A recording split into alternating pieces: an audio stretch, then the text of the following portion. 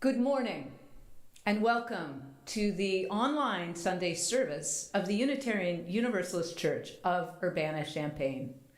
I am Reverend Florence Caplow, the lead minister of this church, coming to you live from our sanctuary this morning. You may be joining us today from down the street or across the world. Wherever you are tuning in, we are here for you. This service is here for you in whatever form you find us. If you want to follow along with a written order of service, you can find it below the video on your YouTube channel. Just a click and then you can see the order of service and follow along. We have a very, very special guest this morning, my beloved colleague, Reverend Lynnda White, the retired associate minister from the Unitarian Universalist congregation in Peoria, Illinois. She is deeply involved with Indigenous rights and environmental justice through her work with the InterNátional Initiative for Transformative Collaboration, which is a council of original peoples, people of color, and other Indigenous people. This organization works closely with the UUA around environmental justice and Indigenous rights. She is a true inspiration to me personally, and I wanted you to have a chance to hear her wisdom today as she reflects with honesty and vulnerability on the perils of our adulation of great heroes and demonization sometimes of our enemies. She reminds us of the continued challenging practice of living our first Unitarian Universalist principle, which affirms the inherent worth and dignity of every person. As one of our practices together, each Sunday, we begin with a land acknowledgement of the Indigenous peoples whose land on which we gather, whether it is here in this place or wherever you are today. Please bring to mind the Indigenous peoples of your place as I say these words of acknowledgement. There will be a brief silence after the acknowledgement, and in that time, I invite you to consider something you can do beyond this honoring to make a difference for Native nations today. Look for a new webpage on our website in the coming week that will give you some ideas about how you can be in solidarity. We recognize and acknowledge that we gather today on Indigenous land, taken through deception, coercion, and violence. We acknowledge the continued displacement and oppression of Native peoples and honor their commitments to survival, identity, and the protection of our world.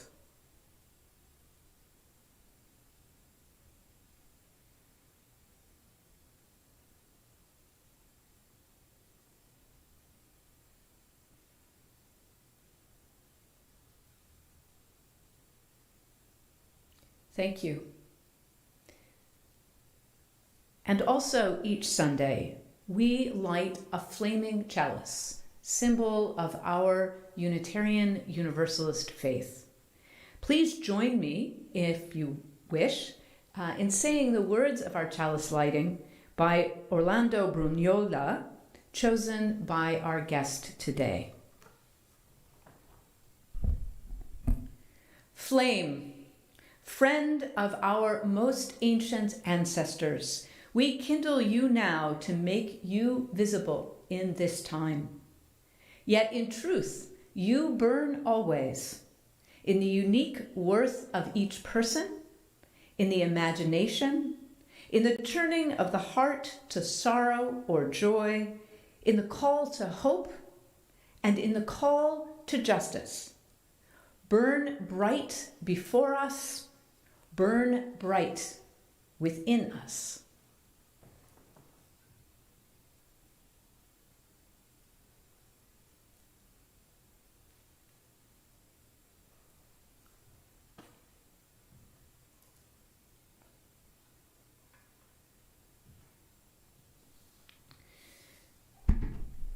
The video that you're about to see was created by folks from Foothills UU in Colorado, based on the ancient story about how we look to heroes to save us when our greatest power lies in our togetherness.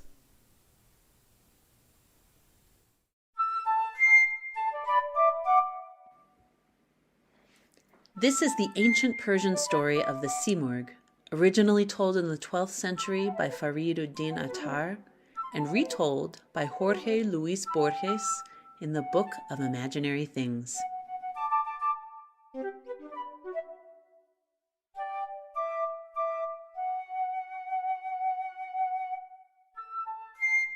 The Simurgh is a benevolent, mythical, flying creature, an immortal bird that nests in the branches of the Tree of Knowledge, far away in a distant land. One day, the other birds learn that the Simurgh has dropped one of his splendid feathers. These birds have been living in anarchy, and they are tired of it, tired of chaos, struggle, and confusion. They know there must be a better way, and they need the wisdom and guidance of a great leader. So, they decide to venture off to find the Simurgh. They know that this journey will be long and difficult, since the great benevolent bird's castle lies way out in a distant mountain range that forms a ring around the earth. But it's got to be worth the journey to find deliverance from the chaos that surrounds them. A better world must be possible. So this group of birds heads off to see the Simurgh, and right away many of the birds lose heart. The nightingale bails. He can't bear to be apart from his beloved rose. The parrot wants to go right back into the cage in which he's lived his whole life. The partridge cannot do without the comfort of her home in the hills. The heron can't stand being away from the marsh, nor the owl away from his ruins. But finally, certain of them set out on the perilous venture. They cross 7 valleys, 7 seas, each one with an alarming name. The next to last sea was named Bewilderment, and the last one, Annihilation. Many of the original pilgrims desert. The journey takes a deep toll on the rest of the travelers. They are exhausted, depleted, and at the end of this arduous journey, only 30 birds are left. These birds were frightened and tired, but they kept moving together, and they finally reached the great peak that the great Simurgh bird is said to live upon.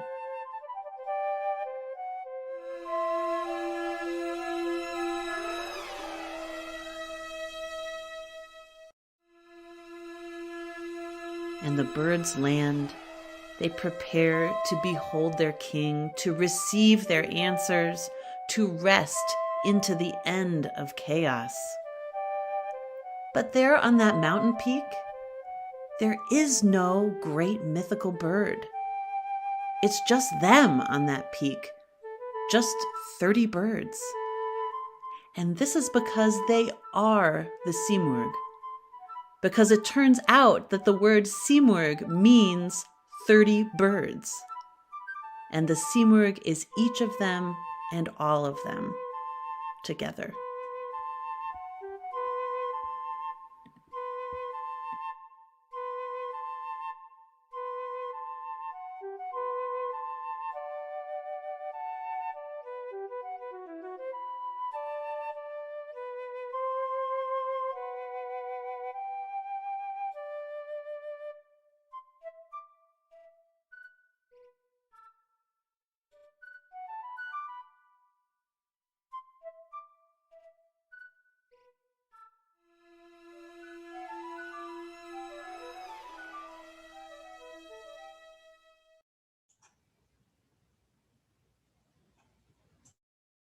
The piece I'm about to read is one that I created when there was so much tension in the country. It's patterned after America, My Country, 'Tis of Thee by Samuel Francis Smith. And the title is This Country, 'Tis of We. This country, 'tis of we, those seeking liberty, of we and thee, let us sing. Land where thousands have needlessly died, land that strives to regain its pride. Bring us together, not side versus side. Let justice reign and freedom ring. Native Americans, we steal from thee. Let us all more noble be in the spirit of care and love. Heed water protectors' prophetic will.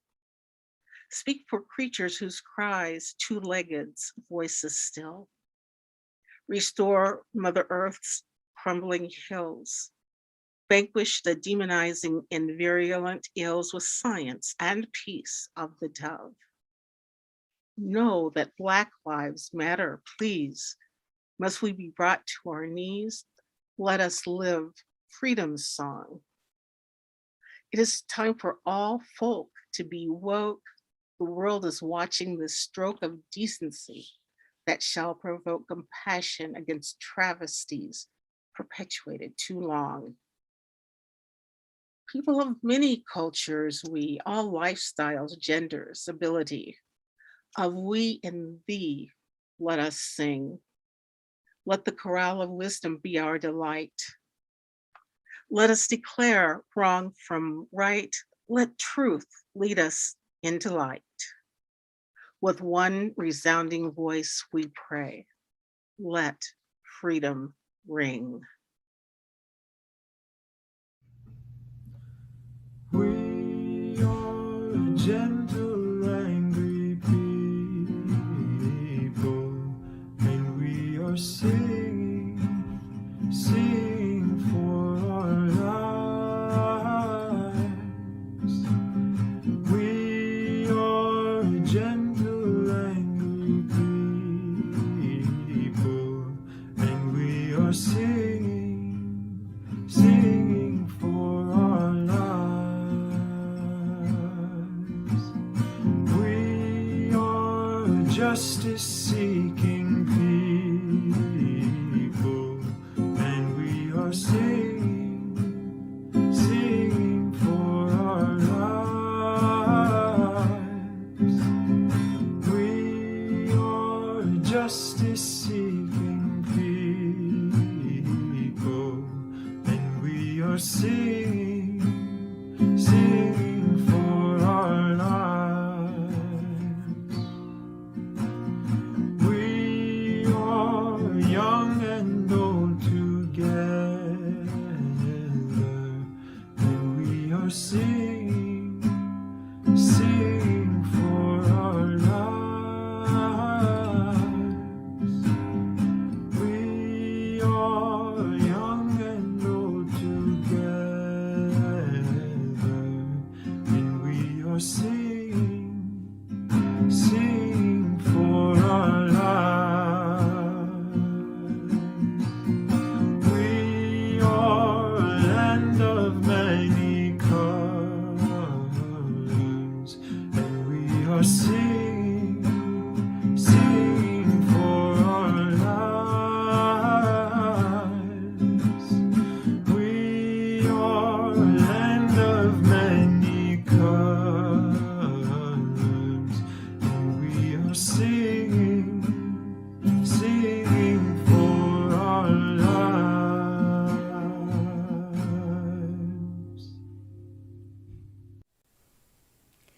As Unitarian Universalists, we honor and affirm, as part of our seventh principle, that we are part of the interconnected web of life.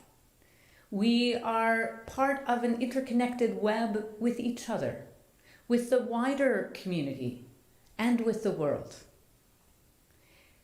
In that spirit, I'd like to share a few ways that we are connected with each other this week. First of all, last night and the night before was our annual UUCUC service auction, one of in fact, our biggest fundraiser of the year. And each year, a dedicated group of volunteers throws themselves into the effort of creating an auction. And of course, last year was the first year that we had to figure out a way to do it virtually. And once again this year, hopefully for the last time, we had a virtual auction. And I particularly want to thank Jared Lafrano, Katie Madigan, their daughter Madeline, and who did one of our little promotional videos, Chris Hanauer, and I'm sure many others whose names I don't know, but special thanks to all who worked to make that auction a great success, and especially to the people who donated food and events and beautiful objects, and all those who participated and bid. I had a text from Chris this morning that we raised $19,996. That is just fantastic. I also want to say that our goal was a little bit more. It was actually 23,000. So you will have another opportunity. There are a few items that went unsold. Bid generously. And if you'd like to donate to help make up that difference, you can go to our website, our donation area, and do that. But really, just an extraordinary success. A second year of a virtual auction, and many wonderful exchanges between people in the congregation coming up as a result of it. I wanted to mention a few really fun events coming up in the next week. Tonight, our Popcorn Theology series for all ages continues with the movie Becoming, about the life of Michelle Obama. And next Friday, I will be giving a special slideshow fundraiser that is a kind of story and with illustrations of my previous life of adventures in the West, chasing wildflowers as a conservation botanist. Both of those events, you can find out more about them and how to participate in them by looking in your e-news, or if you don't receive our e-news, you can go to our website and look up news. If you'd like to receive our e-news so that you know about events like this, you can go to our live stream page on the website, and down at the bottom there is a link to become part of our mailing list. Also, in a moment, we have a special video invitation from the Racial Justice Project for an 8th Principle listening session today after the service at noon. And again, to find more information on this, you can go to your e-news or to our website. Please enjoy this video and introduction. Good morning, everyone. My name is Terry Frederick, and I'm a member of the Racial Justice Project here at UUCUC. I'm here today to invite you to a listening session this afternoon around the 8th Principle Project and its promise for our congregation. The 8th Principle states, "We, the member congregations of the Unitarian Universalist Association, covenant to affirm and promote journeying toward spiritual wholeness by working to build a diverse, multicultural, beloved community by our actions that accountably dismantle racism and other oppressions in ourselves and our institutions." Today's listening session is going to be an opportunity for members to ask questions, share their thoughts, and also hear a little bit about the journey we're on as a congregation, and that UUA as a whole is on toward adopting the 8th principle. We hope that you'll join us this afternoon from noon to 1 for this conversation. Thank you.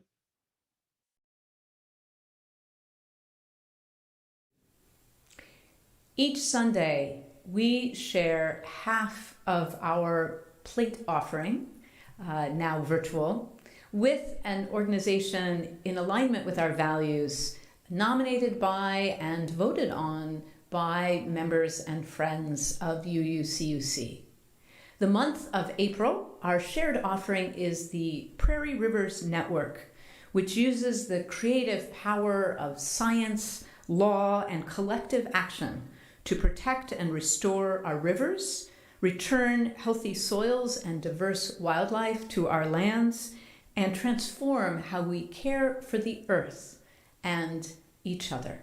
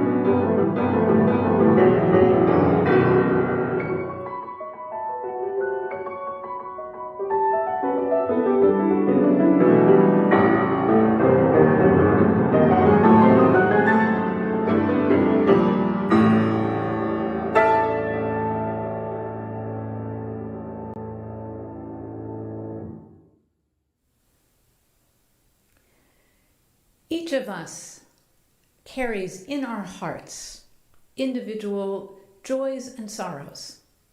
And those joys can become greater and our sorrows can become lighter through sharing. So I invite you, if you wish, to send in written joys or sorrows at this time while we sing a blessing song that can wash over you, or you can sing along just to be reminded of the sun in your heart.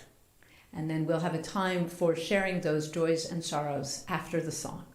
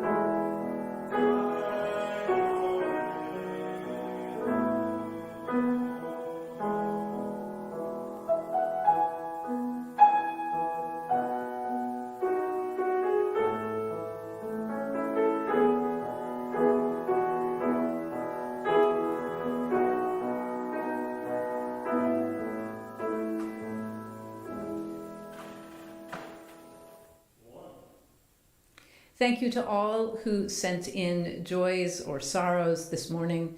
Sometimes there is a delay in the email through the ether, so if we don't read your joy or sorrow this morning, it comes in a little later, we'll be sure to include it in the e-news on Wednesday and Thursday. From Julie Lout, please continue to remember my friend in your thoughts and prayers as she moves through the immediate aftermath of her stem cell transplant. She's in the hospital and currently stable with all medical markers on track. As a Christian, she has found solace in knowing people are offering prayers. From Sue Stock and Anthea Brienza, they share that they were able to see their friend Nancy in hospice yesterday. We are keeping Nancy and her wife, Johanne, in our hearts. From Kathleen Holden, good news. David Prochaska is recovering at home. Thanks for your cards and good wishes. From Ellen Jacobson, a joy. Traveling to DC to see the kids. Excited. And I have a joy and a sorrow to share as well. I have a joy and appreciation for all the sweet cards I received after my announcement 2 weeks ago of my rheumatoid arthritis diagnosis, as well as birthday cards from my birthday a week ago Friday. Each one of those cards truly brightened my day. I also am carrying grief for all those whose traumas are being reignited by the horrors of the Chauvin trial for the murder of George Floyd, and by the mass shootings we have been seeing across the country in the last few weeks. A member of our own community of Urbana, Eric D. Kirk, was shot and killed this Friday, the first homicide in 2021 in Champaign County. I grieve for him and those who loved him. And we will now have a time of silence, reflection, and prayer with musical meditation by Juan Camacho.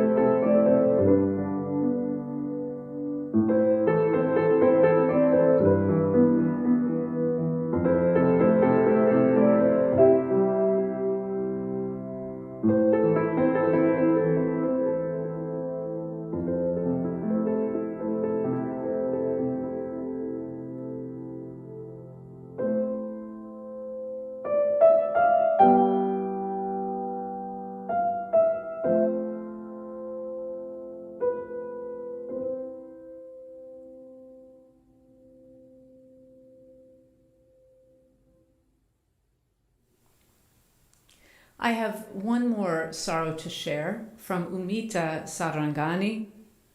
My favorite aunt has been diagnosed with cancer and is entering treatment this week.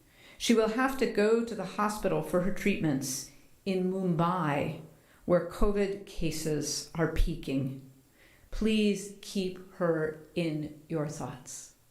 And Umita, we are also keeping you in our thoughts, knowing that you have had many losses in the past year.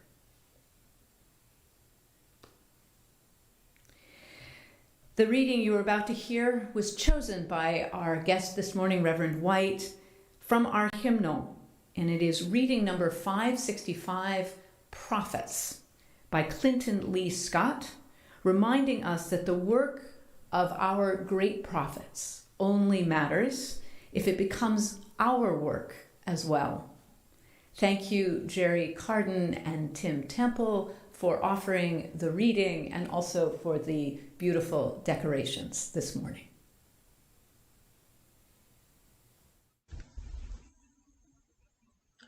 Always it is easier to pay homage to the prophets than to heed the direction of their vision.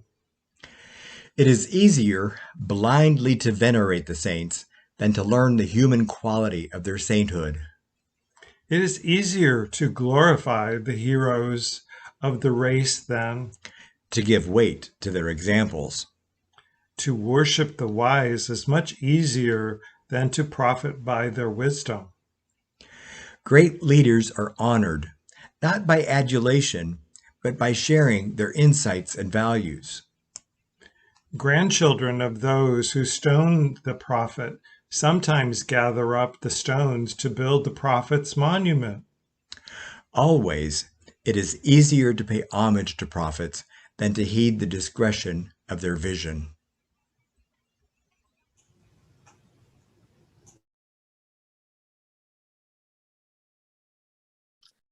Who in the public sphere do we admire and why? When we elevate people and put them on pedestals, is it any wonder they tumble? Do our ethics, heartfelt morality, and spirits crumble with new knowledge of our heroes and sheroes? Abraham Lincoln and Martin Luther King Jr. are two gentlemen whose words we've all heard and whose lives we've probably all admired. Dr. King's voice is so familiar that I can hear it any time I imagine him speaking. It takes me right back to the civil rights era with the cadence, the tenor, the poetry of his voice. We have one of Dr. Martin Luther King's quotes in the back of our hymnal. It's number 584. It begins, "We are caught in an inescapable network of mutuality, tied in a single garment of destiny. Injustice anywhere is a threat to justice everywhere." And here's one for today's concerns, his famous "I have a dream" speech. "I have a dream that one day this nation will rise up and live out the true meaning of its creed. We hold these truths to be self-evident, that all men are created equal." His words are just the soundtrack of our lives. Are there any less great? Are they any less great because Dr. King was a womanizer and had affairs? There is tarnish. We want a saint, not a human being to place on pedestal. Another of the most admired men in history is Abraham Lincoln, who was quoted 50 years ago, a great American in whose symbolic shadows we stand today, signed the Emancipation Proclamation. So that was a quote from Martin Luther King, admiring the great 16th president. And from childhood, I have admired Abraham Lincoln. All through American history classes, I heard about the great emancipator. I remember reading about his speeches and his abhorrence of slavery. On October 16th, 1854, the great orator was in my current hometown, Peoria, Illinois. According to an anthology of Lincoln's greatest speeches, Lincoln made an argument against the Kansas-Nebraska Act and the repeal of the Missouri Compromise. He spoke for 3 hours and offered a relentless assault upon the logic and morality of slavery.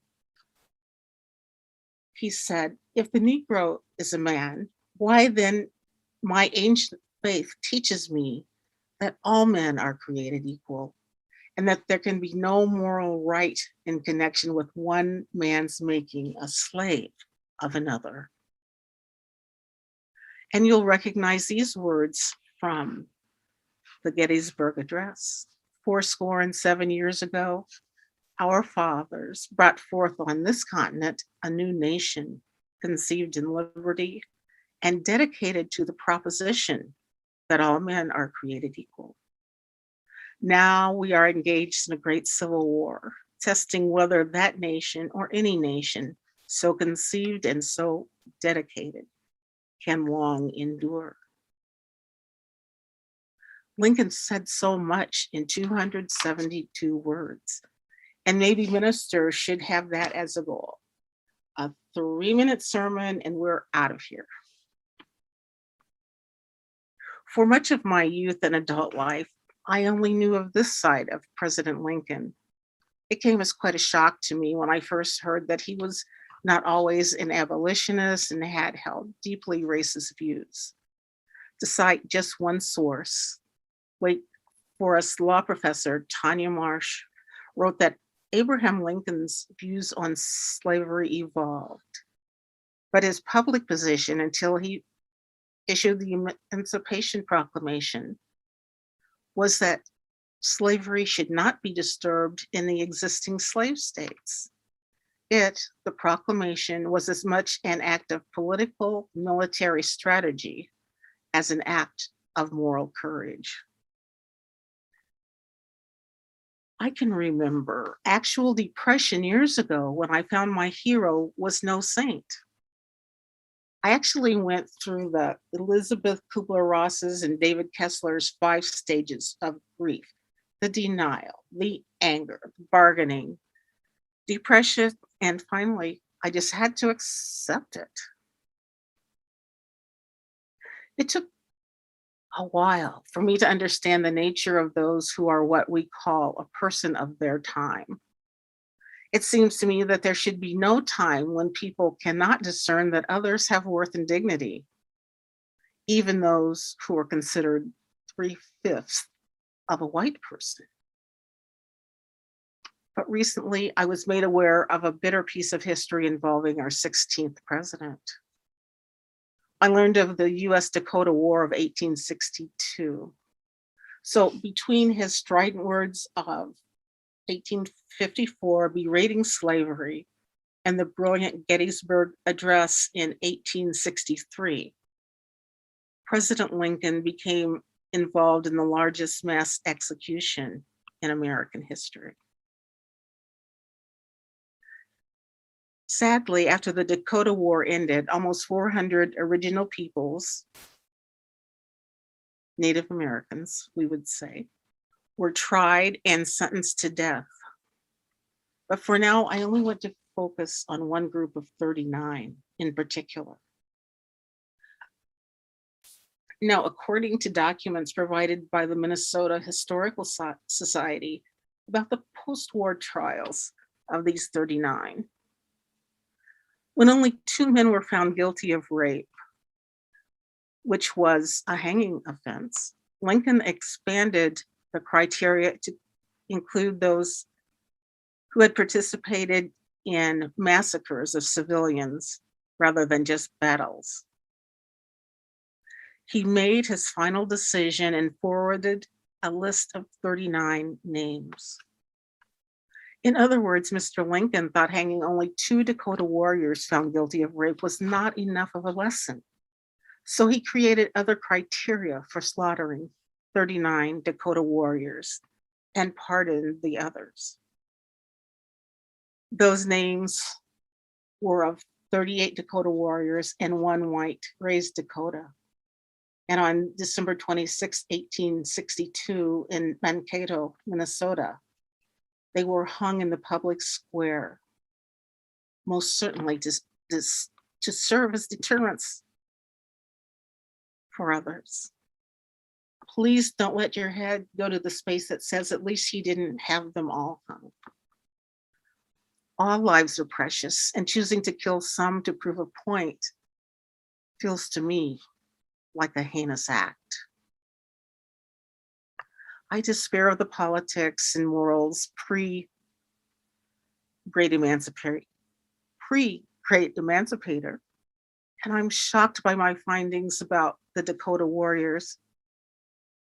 but I want to be able to accept Lincoln's growth as a human being and the good that came because he was able to widen his vision and to deepen his feelings of mercy. I could accept that his position changed and that Lincoln could be seen as a brave and moral proponent of worth and dignity for every person for at least part of his life. There must be understanding and forgiveness.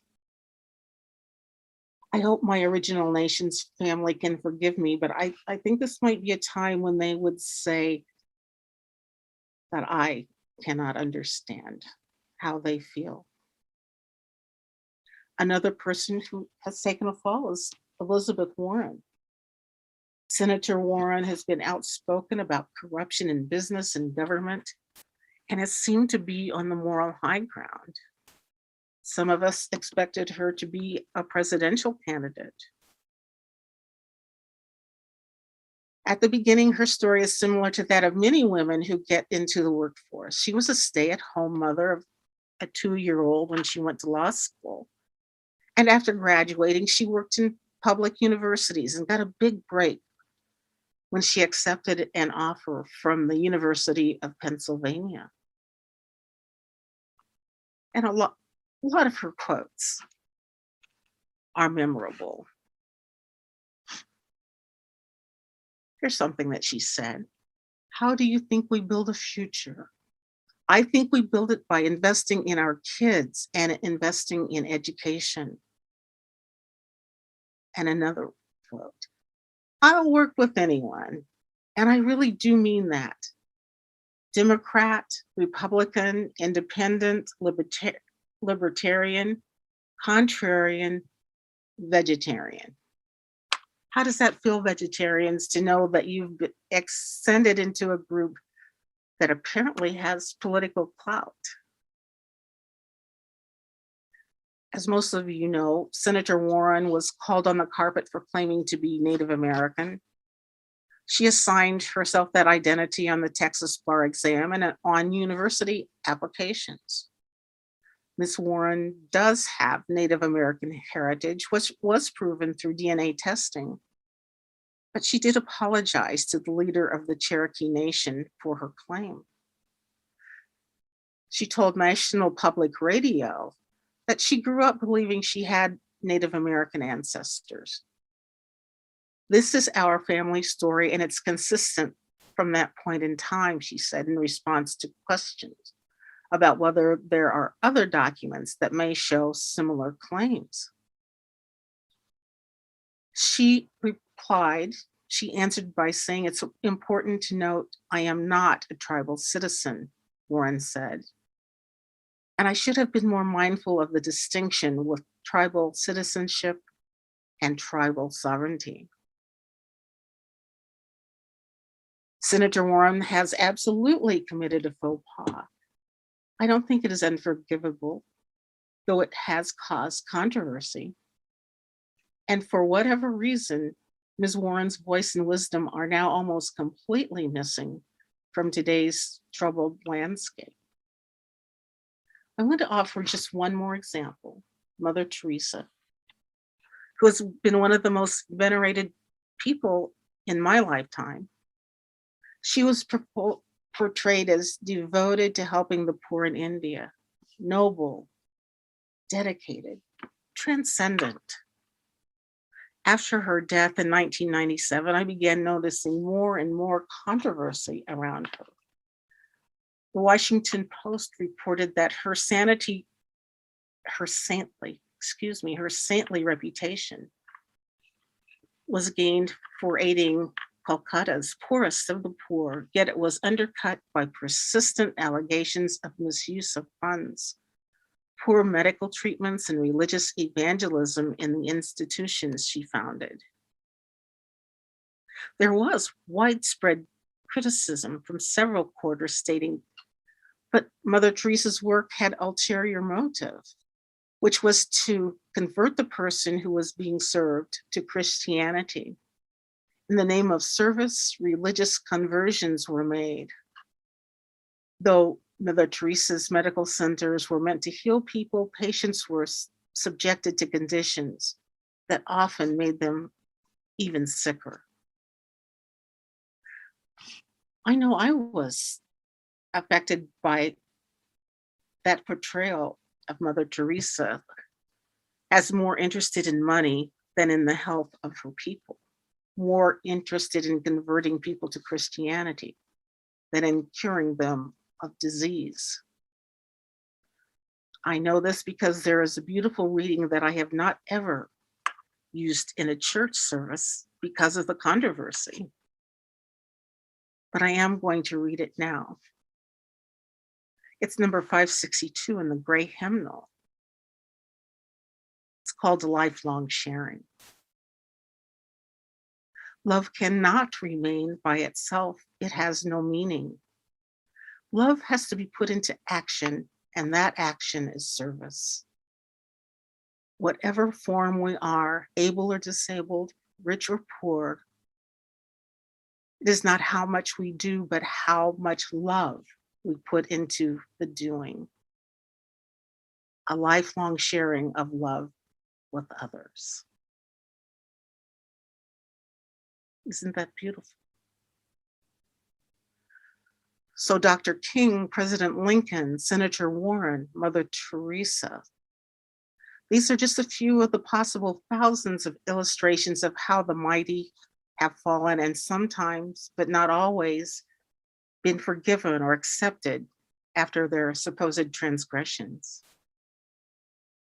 Reverend Clinton Lee Scott reminds us that it is easier blindly to venerate the saints than to learn the human quality of their sainthood. Now I have a story to tell that's just the opposite. A story of help from someone I didn't know personally, but I have to admit I didn't necessarily respect. Their views are well known, but I want to concentrate on their humanity, not their politics or their public persona. And I'm going to offer this disclaimer that I may have some difficult moments, but I wanted you to know before we got into the next part of the sermon that my 41-year-old son Chase, who was a deputy US Marshal, was killed in the line of duty on November 29th, 2018.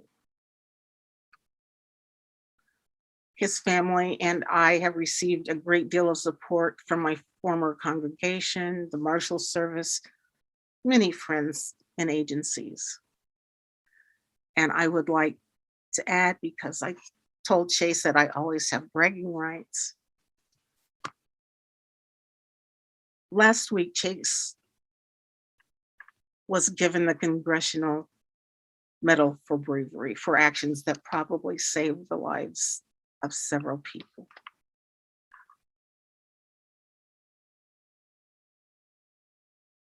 So let me continue. This story is about someone who was in the public eye.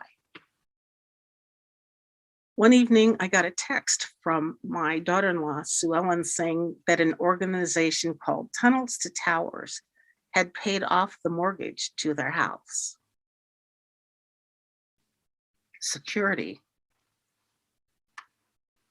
I thought, wow, that's wonderful. And then we were FaceTiming a couple of days later, and Sue Ellen said, "Don't you think it's funny how the house was paid off?" Well, I didn't know. Well, it turns out that her sister was watching CNN when Chase's picture popped up on the screen. She immediately called Sue Ellen, and here's the rest of the story. But I have to tell you, there are some twists and turns here. Remember Colin Kaepernick, who is the ex-professional football player that protested the national anthem by taking a knee?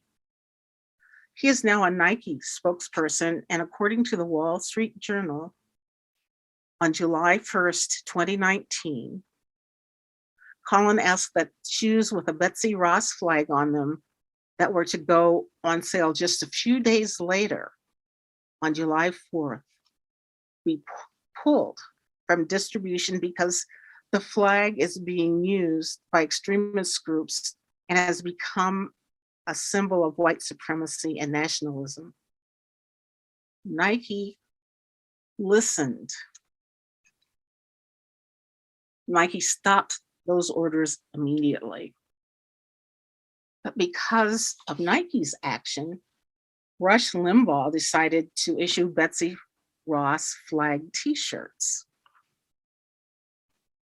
From those sales, Mr. Limbaugh donated $2 million to the agency Tunnels to Towers, which used that money to pay off a number of first responder mortgages, and Chase's house was one of them. Now, the thing that was tough for me at first was that I do not appreciate Rush Limbaugh's rhetoric. Sue Ellen and I both think that Chase is laughing right now because his politics were practically opposite of Limbaugh's. Well, that shouldn't surprise you because after all, he was raised by a UU mother. It's funny to think that my grandkids' security came from a donor that is so against almost everything we believe. I really had to talk to myself about the money. I had to remember that people are not just one thing, that they are each worthy of respect and being acknowledged as having worth and dignity. It took me more than 2 years to send Mr. Limbaugh a thank you card because I knew it had to be gracious, shouldn't mention our political difference, and should simply say that I am grateful for the security his actions brought my family. I mailed that card just 2 weeks before Mr. Limbaugh's death on February 17th. And so I say, thank you, Rush Limbaugh. And thank you, UU Church of Urbana-Champaign, for helping me revisit this story. Thank you to our heroes and sheroes who are not perfect, but who are human beings we learn from and who lead us into our own destinies. May it be so.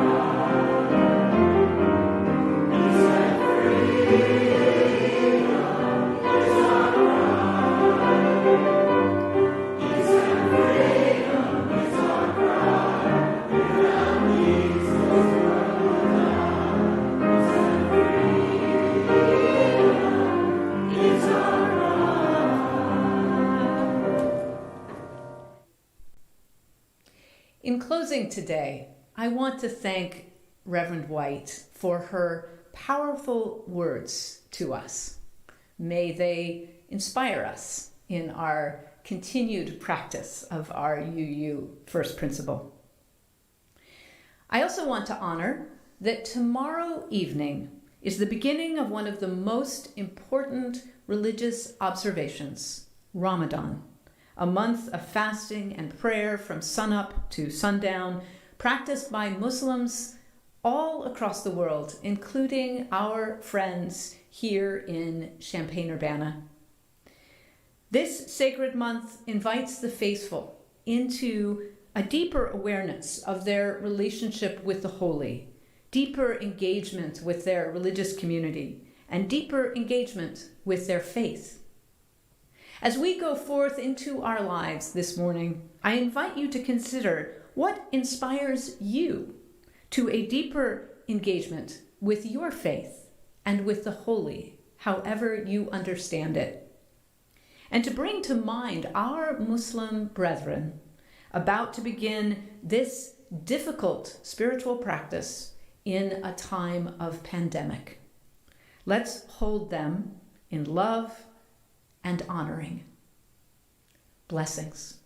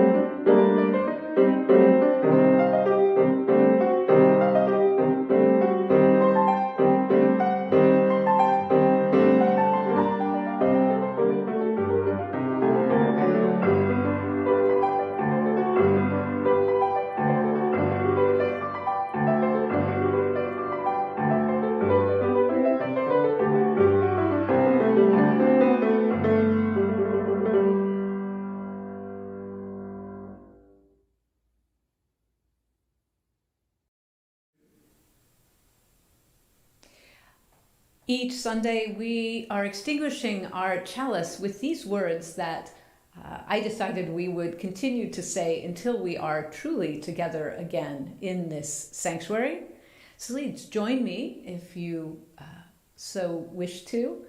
The words will be on your screen. We extinguish this flame, but not the light of truth, the warmth of community, or the fire of commitment. These we carry in our hearts until we are together again.